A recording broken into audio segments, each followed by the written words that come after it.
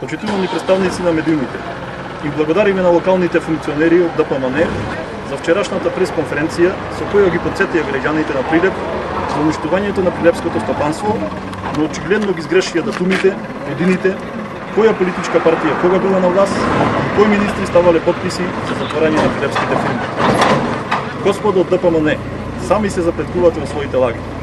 Фабриката Партизанка, од која вчера држевте пресконференција, е затворена од 2002 година, период кога на власт во Република Македонија е ДПМН, а министер за финансии беше денешниот премиер и само прогласениот природбеник Никола Груевски и токму со неговиот подпис е затворена Прилепска Партизанка.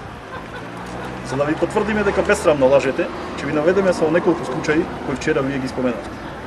Имено, текстилната фабрика Билјан со над 500 вработени е затворена во 1999 година. АД Политекс со над 150 вработени е затворена исто така во 1999 година. Пелагонија Транспорт со над 130 вработени затворена е во 2002 година. Ви прашуваме и денес бараме јавно да одговорите. Кој беше на власт во овој период?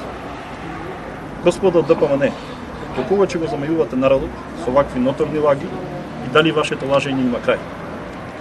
Зошто вчерашната пресконференција не ја одржавте на ова место овде?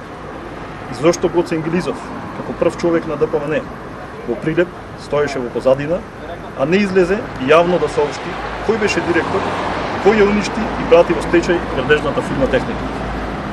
Дали Милка Ингилизова, поранешната директорка на Техника, е мајка на Гоце Ингилизов? И дали Милка Ингилизова чувствува одговорност за пропаѓањето на Техника?